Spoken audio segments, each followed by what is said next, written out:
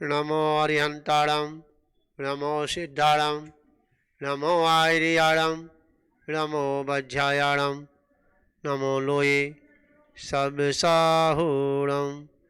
वंदे वादेव श्री आदिनाथ भगवान की जय हो। चिंतामणि पार्श्वनाथ भगवान की जय हो। भगवान महावीर स्वामी की जय हो। आचार्य श्री आदि सागर महावीर की थी। विमल सागर आचार्य गुरुवाई सन्मति सागर जी गुरु महाराज की जय हो।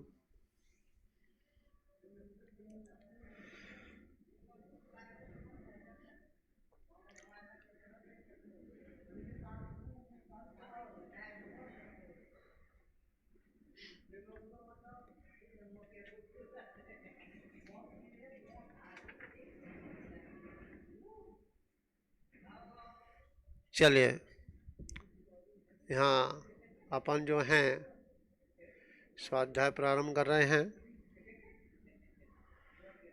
और उस जो अपनी स्वाध्याय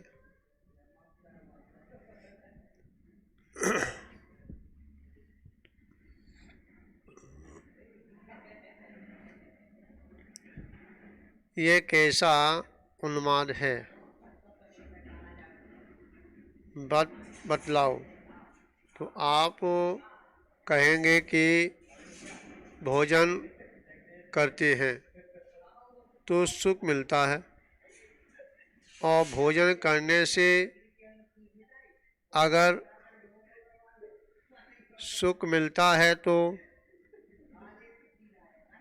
एक बार भोजन कर लें और सुख मिल जाए तो फिर दोबारा भूख क्यों लगती है? क्या कहा? समझ में आया? हाँ, यह कह रहे हैं अगर भोजन करने से सुख मिल जाता है, सुखी हो जाते हैं, आनंद आ जाता है, तो फिर दोबारा भूख क्यों लगती है?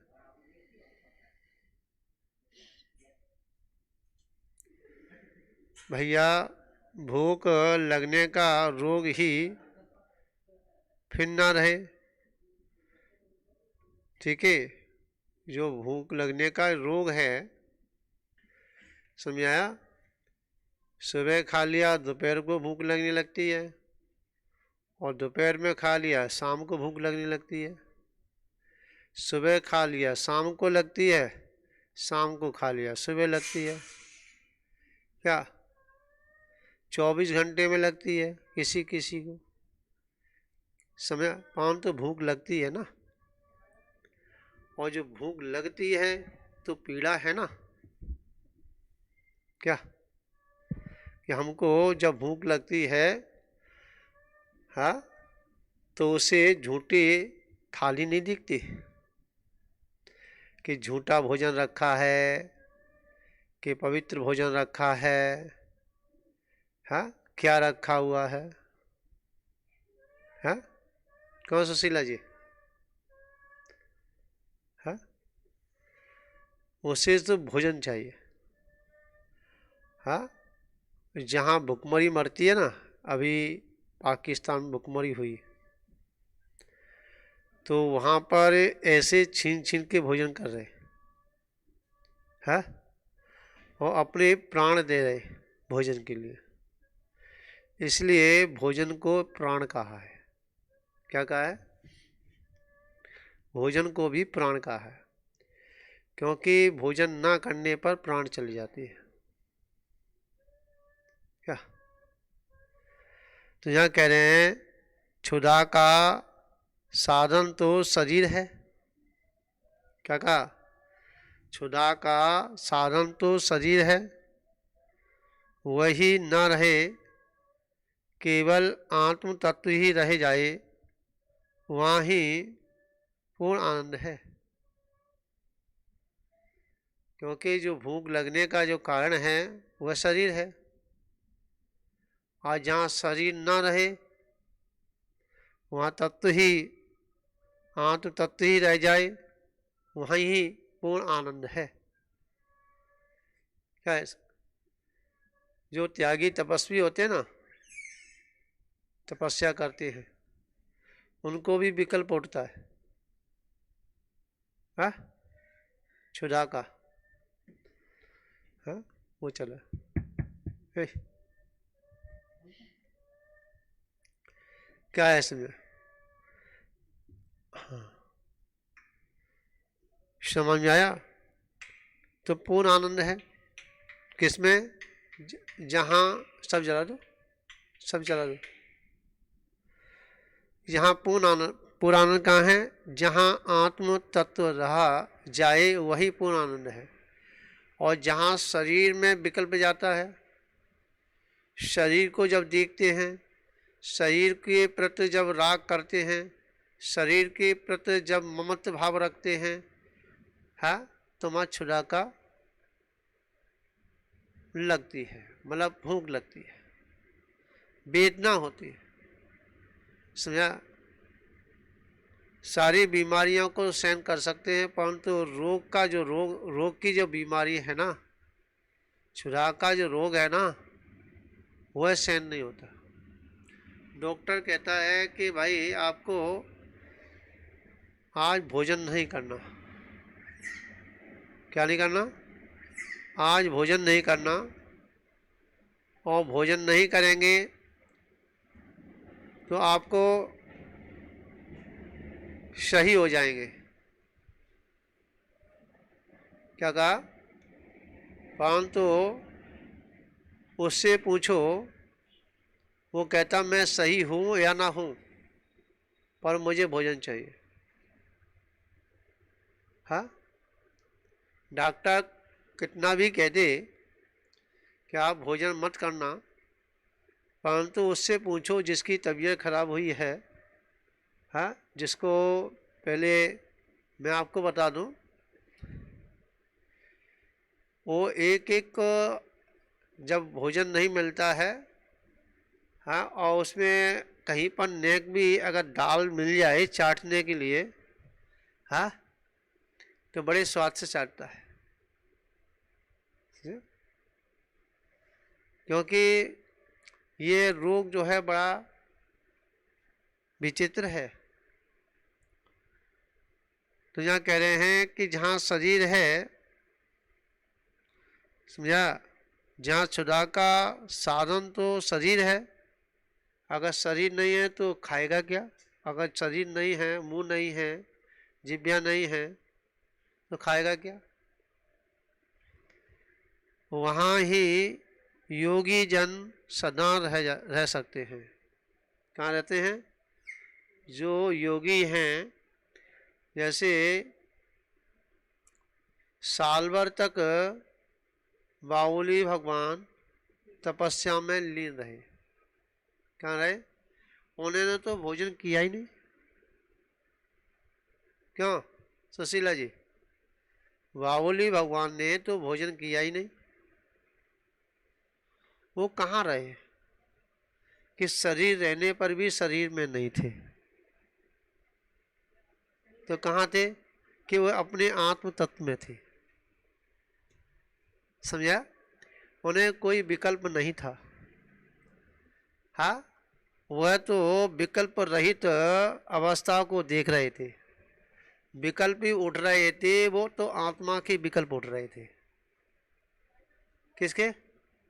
कि मैं चैतन्य में ही आत्मा हूँ, मैं तो ज्ञान में ही आत्मा हूँ। हाँ, मेरा ये जो शरीर है ये आत्मा नहीं है। ऐसा चिंतन करने वाले योगी ही वह आत्म तत्व का आनंद लेते हैं। समझा? आत्म तत्व है, वही पूर्ण आनंद है, वहाँ ही योगी जन सदा रह सकते हैं, सदा रहा करते हैं। भैया,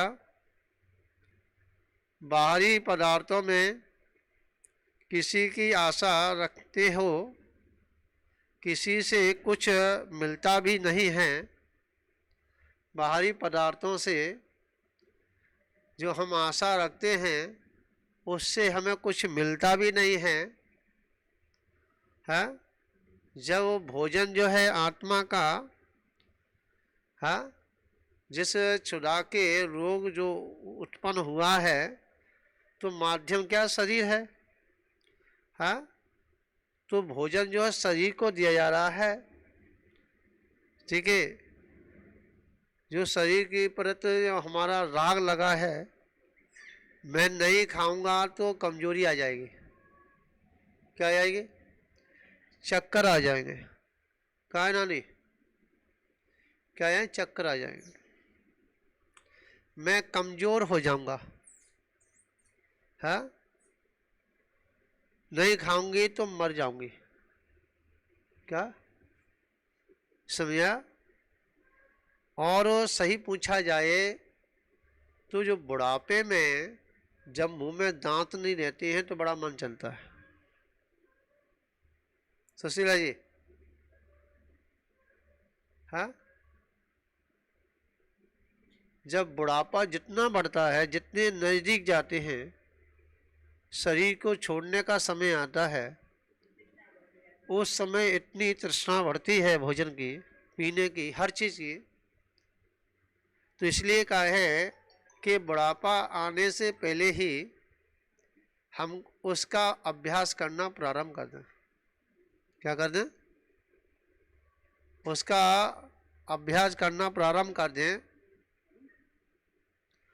तो आचार्य भगवान कह रहे हैं जो कुछ हमें मिल रहा है वह हमारे अंदर से मिल रहा है, क्या, जो भी कुछ मिल रहा है वह सब जो विकल्प भी हैं वो बाहर के निमित्त जरूर हैं, पर विकल्प उठ कहाँ रहे हैं, क्या, जो विकल्प हैं शरीर संबंधित हैं, भोजन संबंधित हैं, पैसे संबंधित हैं, स्त्री संबंधित हैं, बच्चों के संबंधित हैं, जो भी संबंधित जो विकल्प हैं, मानते हैं निमित्त बाहर का है, पर उठ कहाँ रहा है, क्या समझ में आ रही है, नहीं आ रही है, हाँ भाई, उठ तो जो निमित्त, हाँ उठ कहाँ रहा है, विकल्प कहाँ उठ रहा, अरे उठ तो रहा है अपने चेतन में ही, कहाँ उठ रहा है, क्योंकि पुद्गल में विकल्प उठने का कोई स्थान ही नहीं है, है, समझा।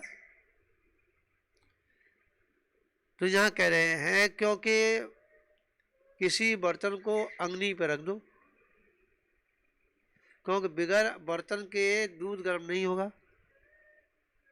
ठीक है, उसे किसी का आलम्बन चाहिए, तो बर्तन के अंदर योग्यता नहीं तो उबाल आ जाए, वह तो दूध के अंदर योग्यता है कि बाहर का निमित्त मिलने पर उबाल आना,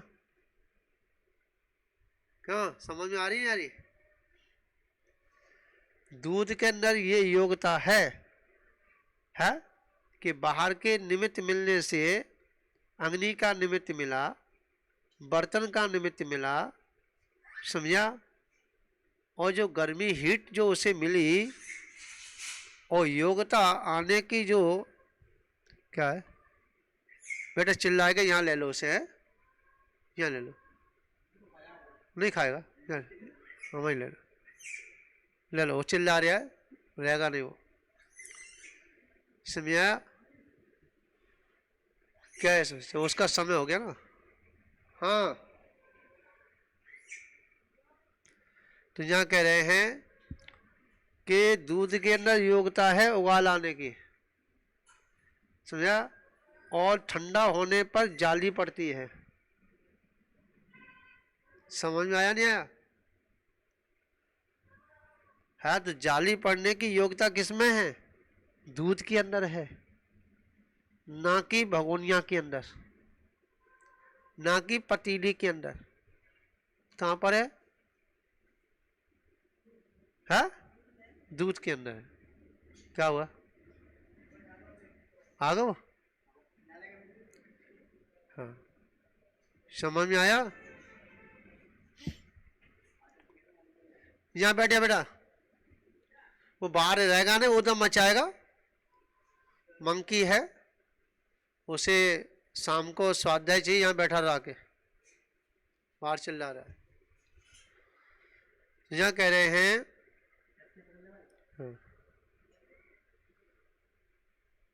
अंदर से मिल रहा है।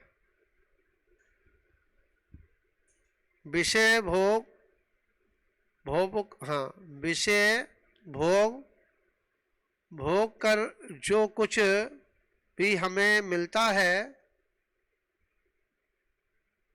क्या मिलता है? जो हमें मिलता है सो आकुलता है, आकुलता है ही मिलती है। भोगों के द्वारा जो हमें मिलता है तो उसमें आकुलता ही है। अगर भोजन करेंगे तो उसके लिए पानी चाहिए, चाहिए नहीं चाहिए? क्यों? हाँ, और पानी भी ले लिया, सुनिया, तो पेट में दर्द होगा।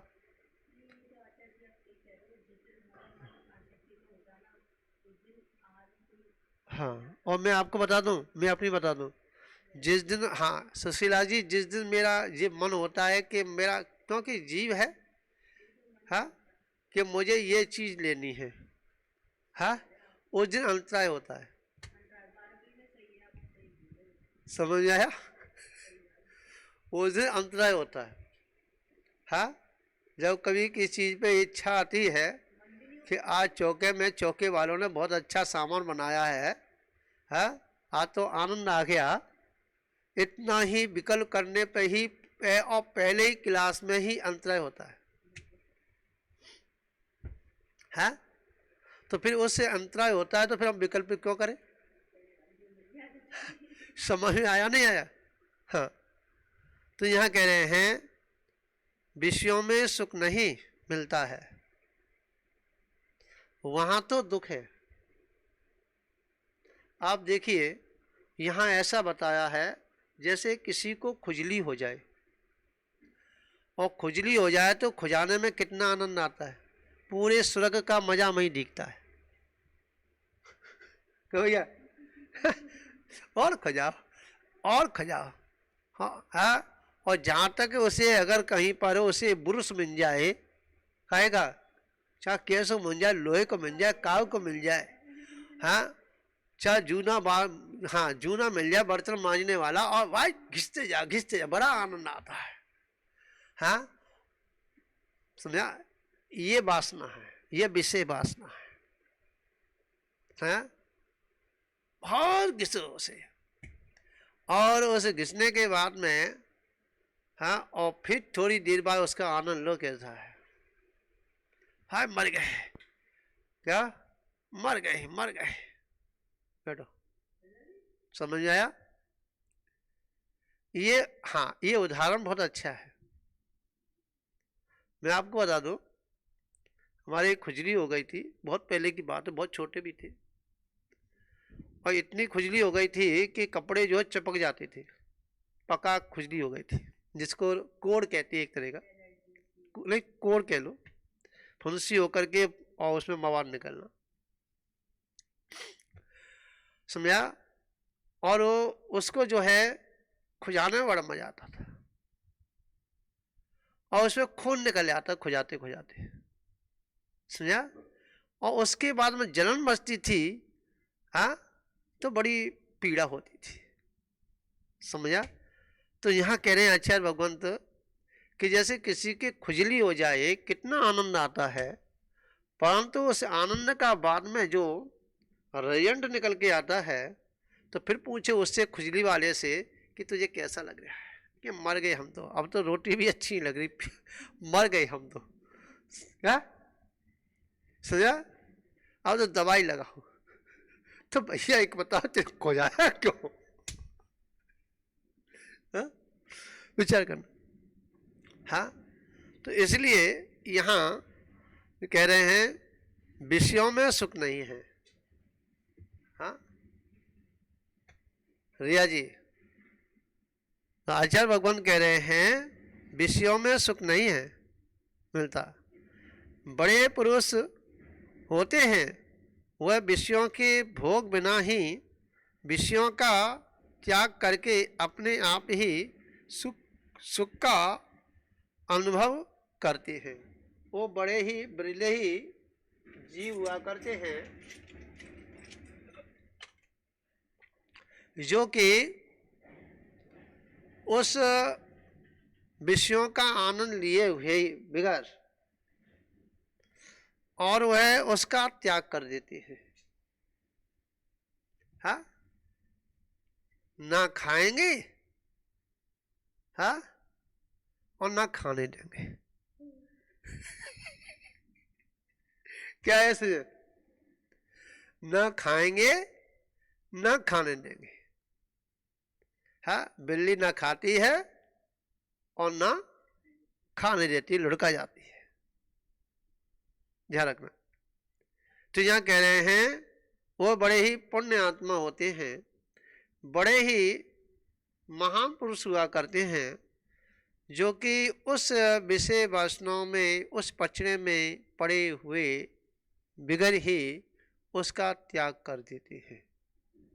क्या कर देते हैं? मगर जो महापुरुष हैं वह ब्रह्मचर्य से सुख का अनुभव करते हैं।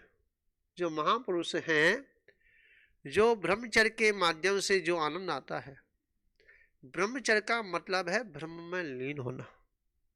किसमें? ब्रह्म में लीन होना। और ब्रह्म में लीन कब होंगे? जब हमारा संसार का ब्रह्म चक्र छूट जाएगा। जब तक हमारा संसार का भ्रम पड़ा हुआ है, समझा, तो ऐसे जीव उस ब्रह्मचर्य का व्रत लेने पर भी वे उस आनंद का अनुभव नहीं कर पाते।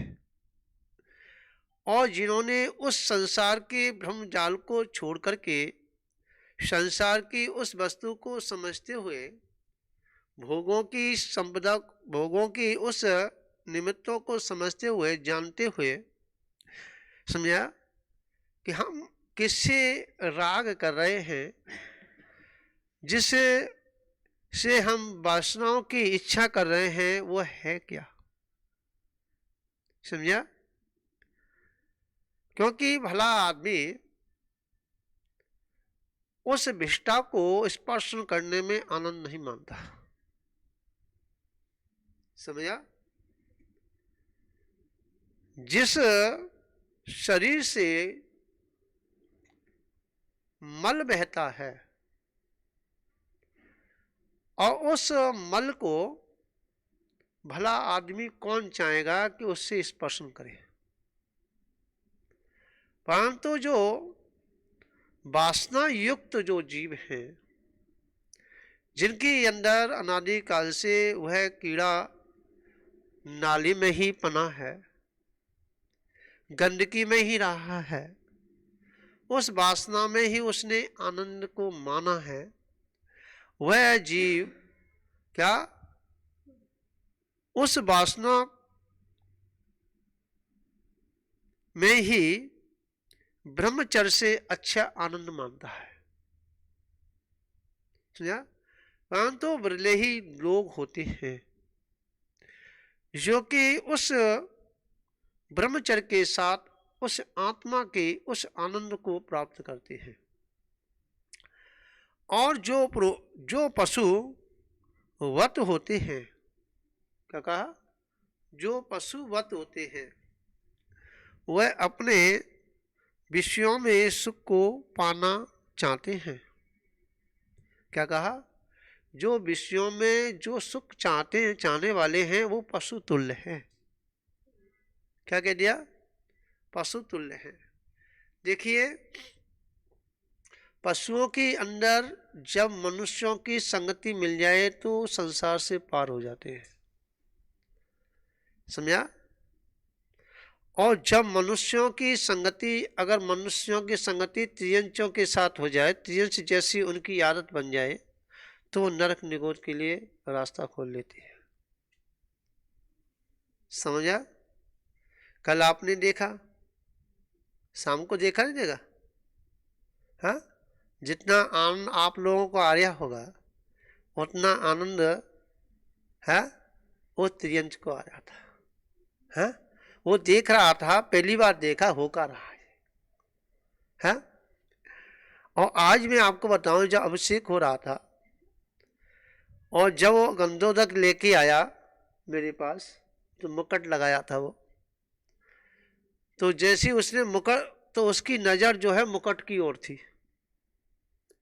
हाँ, ये मुकुट क्यों लगाया है ये, समझा? और टकी टका लगाकर देख रहा था उसे, लड़के को। और जब उसने गंधोदक दिया, जो उसने लगाया, स्पर्शन किया गंधोदक से, उसके बाद में करीब वो 1 घंटा नीचे सिर लगा करके, नीचे झुका करके सिर, और तपस्या में रहा। मतलब पूरा प्रवचन सुरतन सागर जी का सुबह का प्रवचन पूरा सुना उसने। और उसकी गर्दन हम ऊपर करें, परंतु एकदम इतनी टाइट उसने कर ली, नीचे से ऊपर तक उसने हिला भी नहीं, समझा? और पूरा प्रवचन उस मंकी ने सुना। विचार करना, हाँ, हिला भी नहीं, और अभी भी चिल्ला रहा था। तो अभी जो है उधर जो है, क्योंकि भाई त्रियंच है, 1 महीने के बाद तो कोई दिक्कत नहीं आएगी, क्योंकि इससे पूरा, हाँ, अभ्यास हो जाएगा। तो कहने का तात्पर्य यहाँ ये है। तो सुबह उसने अभिषेक देखा, अभिषेक देख करके अभिषेक उसने स्पर्शन किया, स्वाध्याय पूरी की, और जब तक यहाँ बैठा रहा, समझा, शांति से। और उसकी आज बहुत तबीयत खराब थी, और डॉक्टर ने जो ये कह दिया कि बचेगा नहीं। सुबह उससे पूछा कि हाँ, पूरी रात हो गई, दस्त हो गए थे, बहुत ज़्यादा उल्टी दस्त हो गई थी उसे। वही समझिए कि पूरा हमने कहा कि उसको जो है आज, जहाँ ठंडी भी थी, तो अंदर बैठा रहा मंदिर में, और पूरा का पूरा उसने सुना। फिर उसे डॉक्टर के पास दोपहर में ले गए। अब वो ठीक है, समझा, चैन में है। मतलब कि हाँ, दोपहर डॉक्टर के बाद में फिर उससे चैन आया, तो वो थोड़ा उछला कूदा है।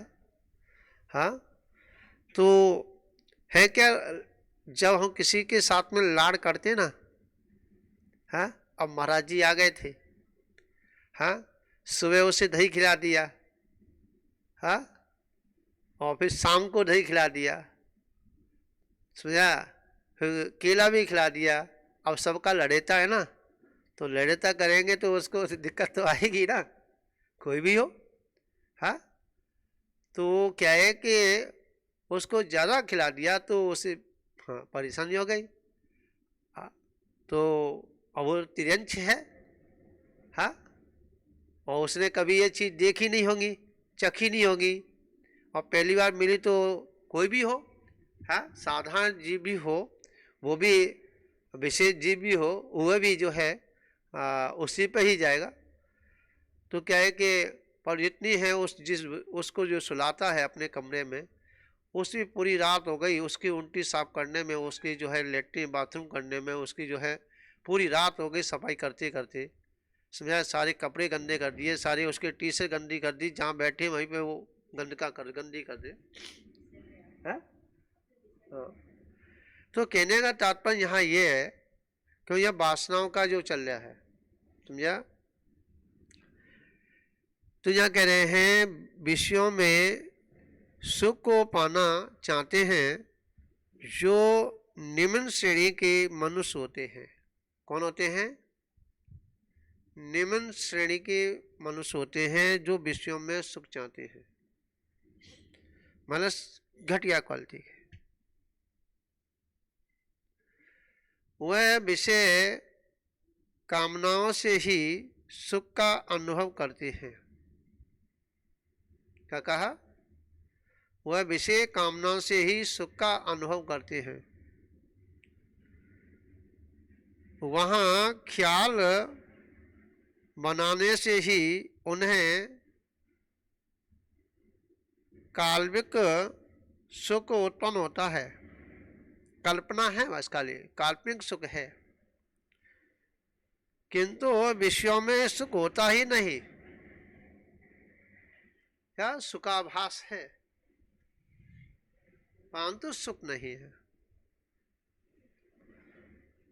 भैया सुख स्वरूप हम स्वयं हैं। जो सुख जो है कहीं अन्यत्र नहीं, स्वयं में है। समझ में आया? वासनाओं में सुख नहीं। जो वासनाओं को, जो हम सुख को,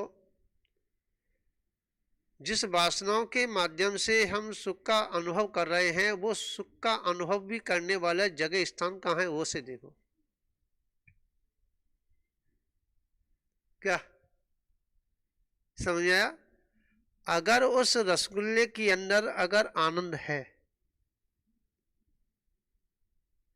तो उस रसगुल्ले के अंदर जो आनंद है तो मात्र वहां है जहां रसना इंद्री है।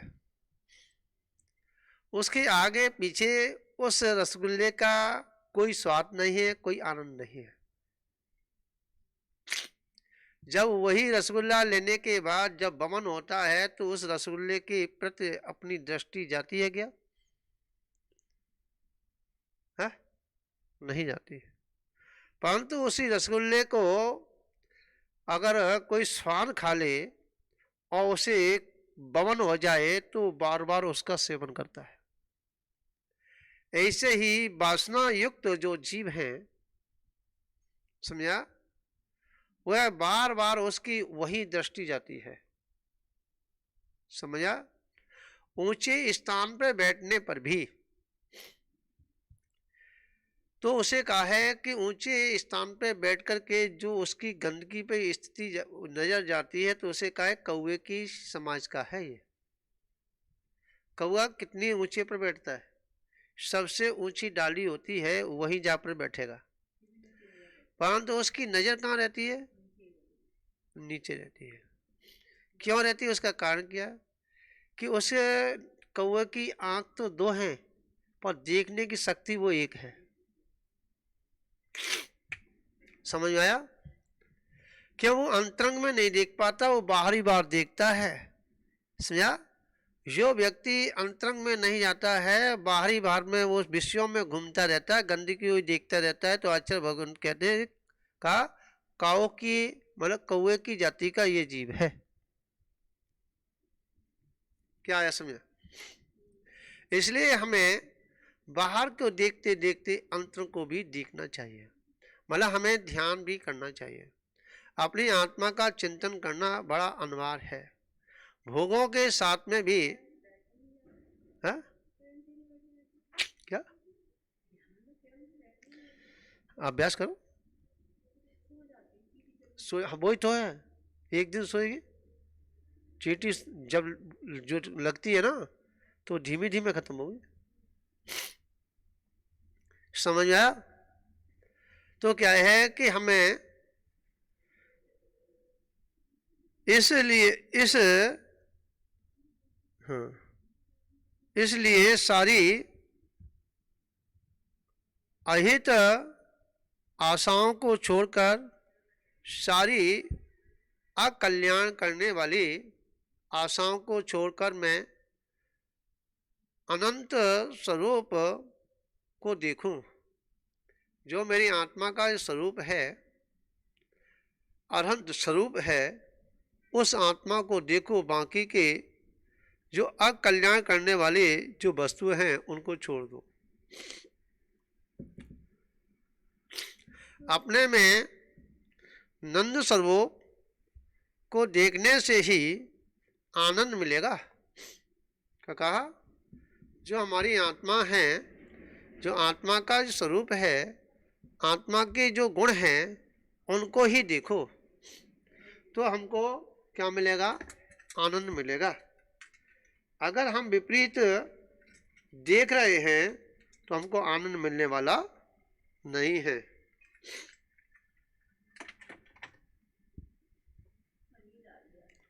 हाँ, दूसरी जगह आनंद नहीं मिलेगा जब भी आनंद मिलेगा, चाहे वासनाओं का आनंद मिले और चाहे आत्मा का आनंद मिले, ये दोनों आनंद जो है आत्मा में ही मिलेंगे क्या? परंतु अंतरंग का आनंद अपना होगा और बाहर का आनंद जो है, विषयों का जो आनंद है, वो अपना नहीं है। बस इतना आनंद है, वह सुखाभास है और वो आनंद है। समझा? वो सुख है जो आत्मा का चिंतन का है, वो अपना है। अब यहां देखिए, यह प्रभु की शांत मुद्रा यम मूर्ति दुनिया भर में ये बतला रही हैं कि विकल्प ना करो, इसी प्रकार ज्ञान अनुभव करो, इसी में हित है। क्या कहा? जो मूर्तियां हैं, जितनी अनंत भगवान की प्रतिमा है, वह 3 उपदेश देती हैं। क्या? कि संसार में कुछ नहीं रखा है घूमने से। समझ आया? और दूसरा उपदेश क्या है? कि संसार में कोई भी ऐसी वस्तु नहीं है जिसे मैं देखूं। समझा? कोई इतनी सुंदर वस्तु नहीं है जिसे मैं देखूं उसे। और संसार में कोई ऐसा कार्य नहीं है जिसे मैं कर सकूं, मतलब मैं करूं। तो 3 उपदेश तो मिलते हैं कि संसार में कोई काम करने के लिए, मतलब इतना गंदा काम है कि भला आदमी उस काम को कोई करने को तैयार नहीं होता। समझा? और संसार में ऐसा कोई पवित्र स्थान नहीं है कि जहां जाने की इच्छा करती हो है। और संसार में ऐसी कोई वस्तु नहीं है किसे हम इन आंखों से क्या देखने से आत्मा पवित्र हो जाए। ये 3 उपदेश मिलते हैं उस प्रतिमा को देखने से, क्योंकि आत्मा उस प्रतिमा जो है पद्मासन में या खड़गासन है, वो यही चीज दर्शा रही है कि संसार में हम सब जगह घूमने आए, अब घूमने की कोई जगह बची नहीं है। हाँ, अब हमें घूमने की आवश्यकता नहीं।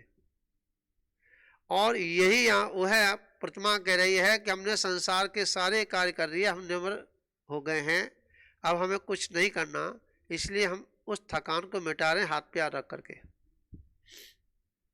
संसार में कुछ देखने, हमने सब कुछ देख लिया, सारी फिल्म देख ली हमने, कोई फिल्म दुनिया की बची नहीं। हाँ, अब हम थक गए हैं, अब हम पे ना देखी जा रही। हाँ, रुचि नहीं होती तो हम सो जाते हैं ना, और जब फिल्म में रुचि होती है तो कितनी भी नींद आ रही है खुल जाती है। हाँ, समझ आया नहीं आया? क्यों चंचल जी? हाँ, कितनी, हाँ देखना, कितनी भी जब वो, हाँ जब रुचि नहीं होती है सो जाते, कितने भी लंगाड़े बजे।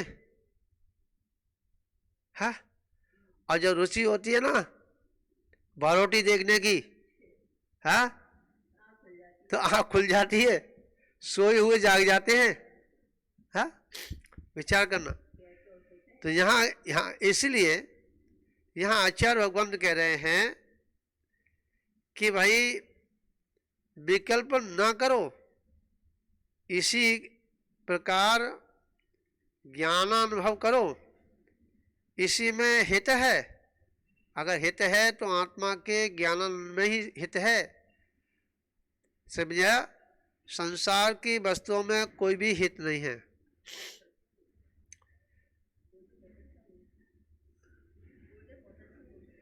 कोई विकल्प, भाई यहाँ बुढ़ापा है, गुरुदेव तुम्हारे तो जमान है, हाँ जहाँ भाई हवा निकल जाती, 2-3 दांत तो निकल ही गए। हाँ, अब बुढ़ापा ही आएगा। परंतु गुरुदेव कितने भी चमकदार हों, अनुभव अलग ही हुआ करता है। समझा? हाँ, समझ आया?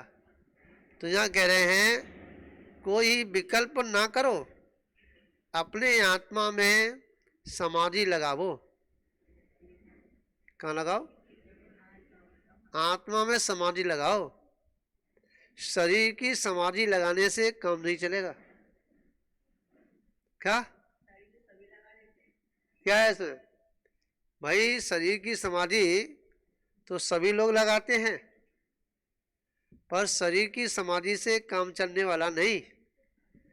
जब तक हम आत्मा की समाधि नहीं लगाएंगे, तो आत्मा की समाधि कैसे लगेगी? कि अपने विकल्पों से हट करके, क्या संसार के जो विकल्प हैं इनको हट करके और आत्मा में अपना उपयोग लगा दो, ये आत्म समाधि होती है। क्यों नानी? हाँ, अब आम तो याद आ रहा है। आम कितना के लिए? हाँ, आम कितने दिन के लिए छोड़ दिए?